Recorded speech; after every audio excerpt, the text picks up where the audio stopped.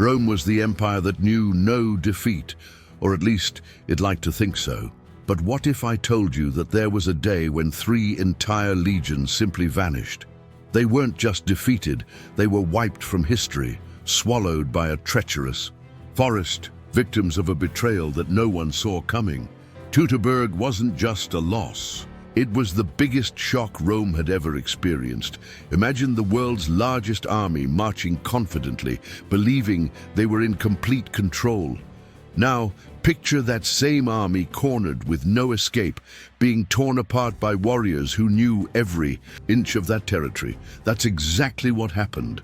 The battle that was meant to be another demonstration of Roman superiority turned into a nightmare where discipline and strategy meant nothing. What if I told you that it all began with an illusion? That an infiltrator trained by the Romans themselves used the knowledge he received to destroy those who trusted him. Arminius was the architect of the greatest military disaster in Roman history, and his betrayal still echoes in ancient records as a reminder that the worst enemy might be right under your roof. But what really happened in that massacre hidden among the trees?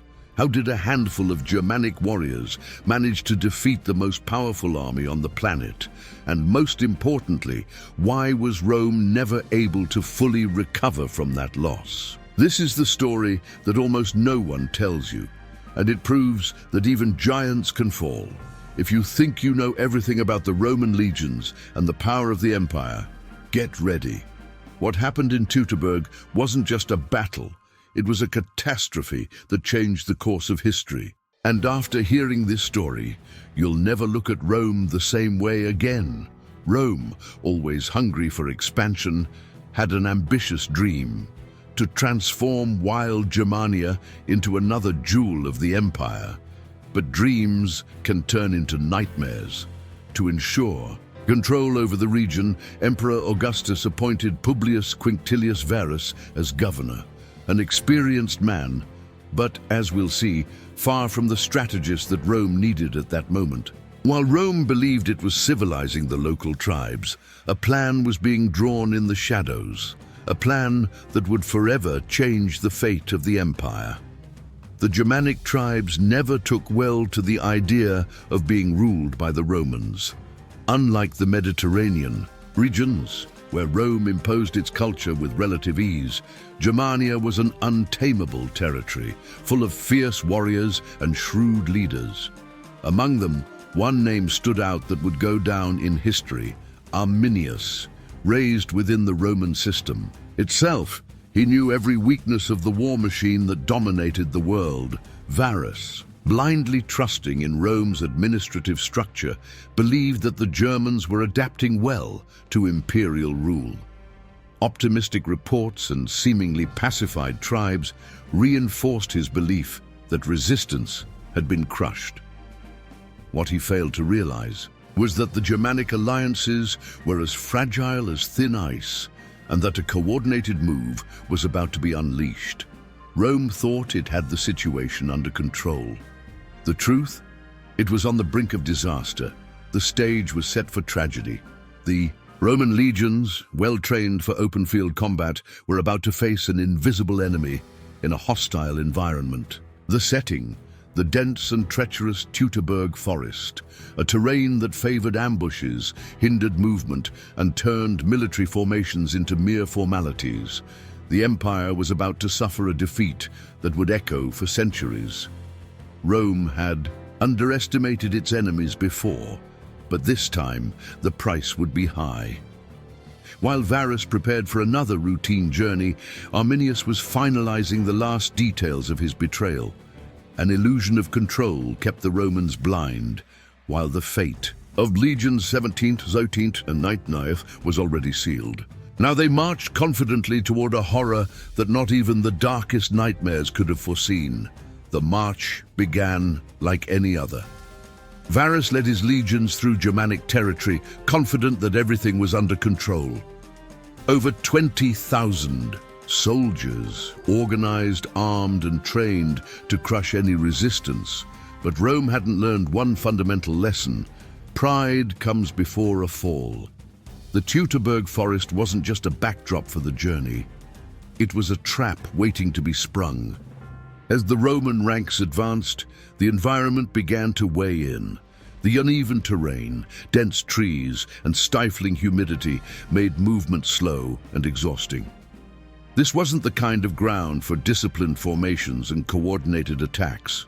The soldiers began to spread out, creating fatal gaps in their lines, and each step taken deeper into the forest was another step closer to their own grave. What made everything even more dangerous was the false sense of security. Arminius, the reliable guide of the Romans, was leading them exactly where he wanted. His command of Latin, his respectful demeanor, and his record as an ally masked the truth. He was steering the world's mightiest military force to its doom. The empire, which had so often subjugated entire civilizations, was about to be thrown into chaos. Rain began to fall, turning the ground into thick mud and making the journey even harder. Carts got stuck, equipment was abandoned along the way, and the legion's order gradually fell apart. Yet Varus pressed on, oblivious to the fact that there was no escape. His men were surrounded by invisible shadows, eyes lurking between the trees, waiting for the right moment to strike. Then the silence was shattered by the first war cry, a guttural sound, echoing through the trees like a warning that hell had been unleashed. Arrows sliced through the air, spears emerged from the undergrowth as if the forest itself had come alive. The disciplined march turned into absolute chaos. The enemy wasn't in front or on the flanks. They were everywhere. The illusion was shattered, and reality hit the Romans like a storm. This wasn't a journey, it was an execution. If there's something Rome feared more than a strong enemy, it was a traitor within its own ranks. And Arminius wasn't just any traitor. He was the worst kind, one who knew every detail of the Roman war machine. Trained by the empire itself, serving as an auxiliary commander, he understood the discipline, the formations, and, most importantly, the vulnerabilities of the soldiers who now trusted him blindly. And he would use that knowledge to deliver the most brutal blow possible.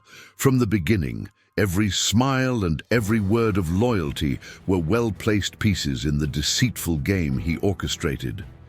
Rome saw him as a faithful ally, a reliable guide among the barbarians.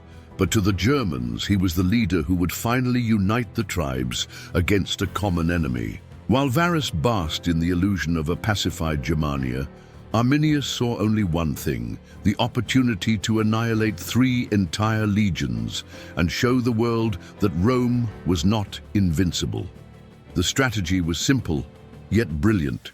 First, he convinced Varus that a rebellion was emerging in a nearby territory and that the legions should intervene quickly. This forced them to change course, leading them right into the heart of the Teutoburg forest. An open road? Forget it.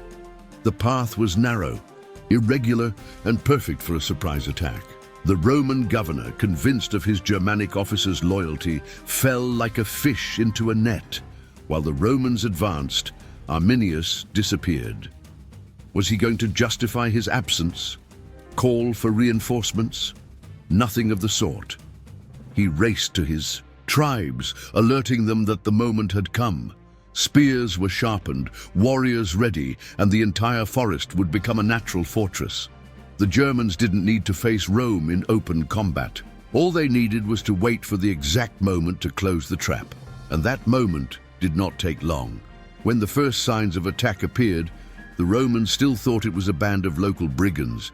But when they realized the true scale of the ambush, it was too late. The great empire had been deceived by a single man, a man who knew Rome better than many Romans. And now that knowledge would turn against them in the worst possible way. The attack did not come head-on, as Rome expected. In its traditional campaigns, it came from the shadows, from treetops, from the sides of the path, from everywhere at once.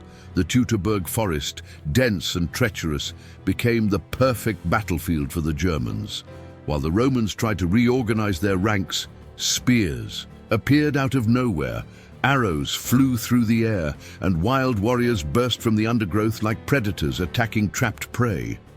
The empire, so used to calling the shots in battle, was playing away from home this time. The legionaries attempted to form their traditional defensive lines, but the terrain wouldn't allow it. The trees broke up their formation, the muddy ground trapped their feet, and the limited space prevented any organized maneuvering. Each soldier ended up fighting on his own, trying to protect himself from the unseen enemy. The problem: they weren't facing an army in open combat. They were facing a meticulously planned hunt, and the Romans were the prey. With every attempt to regroup, the Germans changed tactics. They attacked, retreated, attacked again. They created illusions, split the soldiers apart, and thwarted any reorganization. Varus and his commanders watched as their troops were gradually torn apart, and there was nothing they could do. The forest wasn't just a backdrop, it was a natural fortress, where every tree became a shield, and every bend in the terrain hid a new threat. Panic took over the Roman ranks. Cries echoed among the trees, orders were lost in the chaos, and fear eroded discipline. The enemy was invisible, yet relentless. Soldiers who tried to flee were hunted down and mercilessly killed. Those who tried to resist found themselves surrounded by a horde that knew every inch of that land. And Varus, for the first time, realized the extent of the disaster. Rome wasn't just losing a battle. It was being erased from that territory. The massacre went on for days. The Germans weren't in a hurry. Every attack was calculated to wear down, to cut off supplies, to further diminish the chances of Roman survival.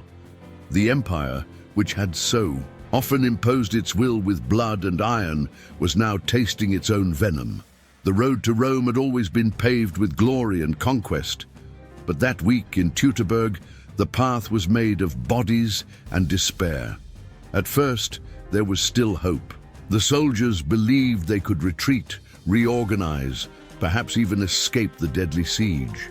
But that hope was crushed with every new German assault. There was nowhere to run.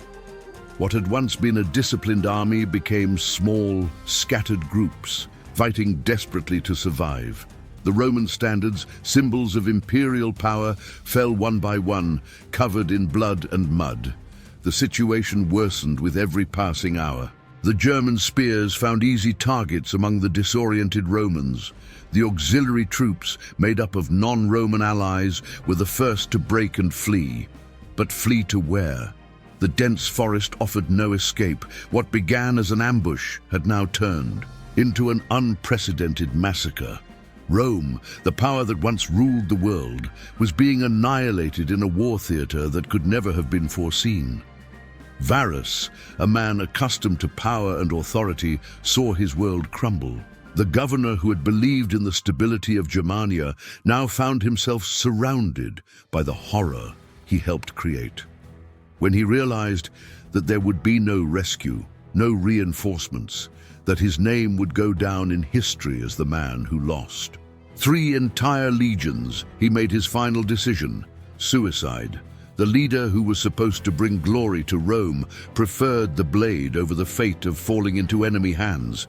The few soldiers who managed to escape the carnage carried with them not just physical wounds, but an inescapable truth.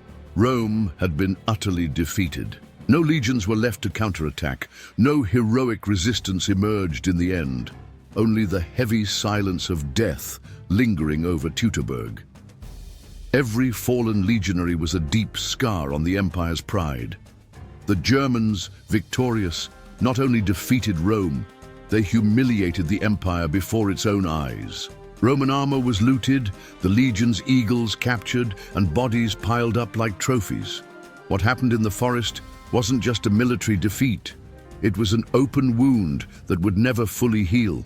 And as the echoes of the battle still resonated, among the trees, the true impact of that disaster was just beginning. When the first news of the defeat reached Rome, no one wanted to believe it. 3 entire legions annihilated, it was unthinkable. Rome had lost battles before, but never like this. The city was used to rising after every fall, but this time there was nothing to salvage. There were no prisoners to exchange, no negotiations, only the void left by 20,000 soldiers who simply vanished in the Teutoburg forest. Even Emperor Augustus himself, the man who had consolidated Rome's power and turned it into an absolute empire, was gripped by despair. It is said that he wandered the palace corridors, tearing out his hair and muttering incessantly, "Quintilius Varus, give me back my legions." It wasn't just a military loss. It was a deep humiliation, a reminder that Rome, despite its grandeur, was not invincible. The psychological impact was immediate. The security Rome felt regarding its borders was shattered.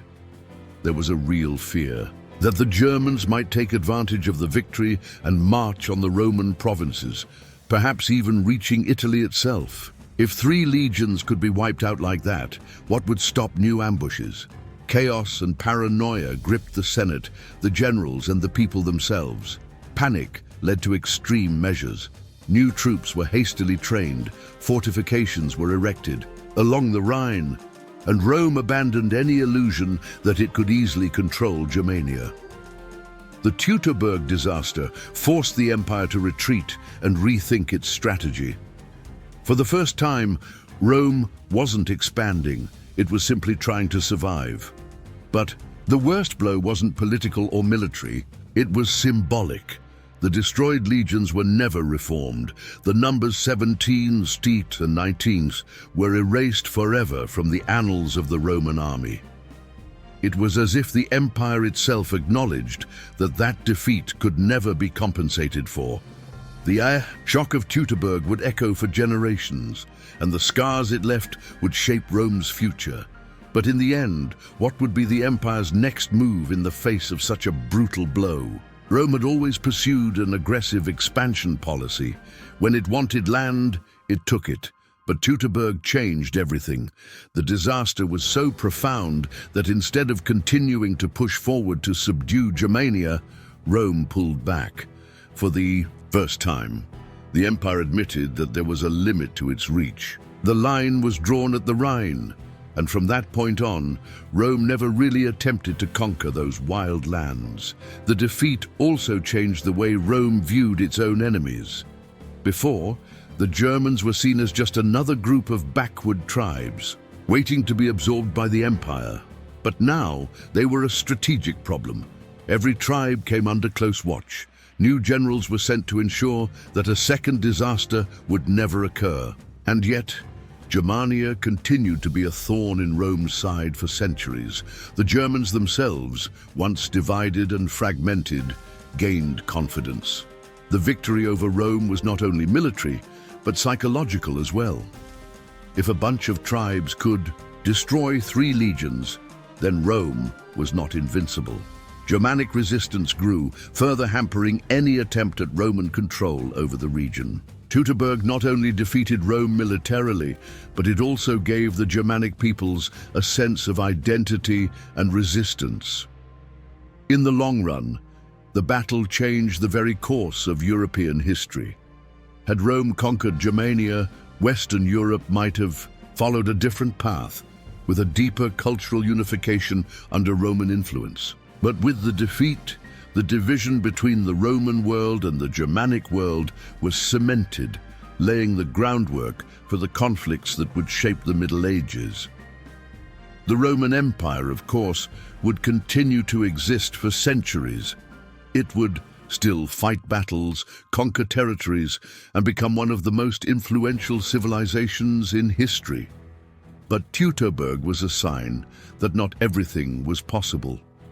It was a warning that even the greatest empire on earth had its limits. The impact of that battle would echo for millennia, influencing history in ways that the massacred legionaries could never have imagined. The story of Teutoburg isn't just about a battle. It's about pride, the illusion of control, and the consequences of underestimating the enemy. Rome, the empire that seemed unshakable, tasted its own venom. And if that could happen to them, What prevents us from falling into the same traps? How many times do we march confidently into the unknown, thinking we're in control, only to find out too late that we've been deceived? The lesson is clear. Blind trust can be a death sentence. If even the greatest empire in history fell due to arrogance, what does that say about our own certainties? How many times do we fail to question who is really on our side? How many times do we ignore the warning signs until it's too late? What happened in Teutoburg isn't just an event. From the past, it's an eternal warning. Rome never fully recovered from that blow. Its borders changed, its ambitions diminished, and the shadow of that defeat never disappeared. And you? After learning this story, what will you do with that knowledge? Will you just keep moving forward, or will you learn to read the terrain before taking your next step? Stories like this show that the past always has something to teach us. And if you want to keep uncovering the secrets that shaped the world, subscribe to the channel and turn on notifications. The Empire of War has much more to reveal, and you won't want to miss the next chapter of this journey.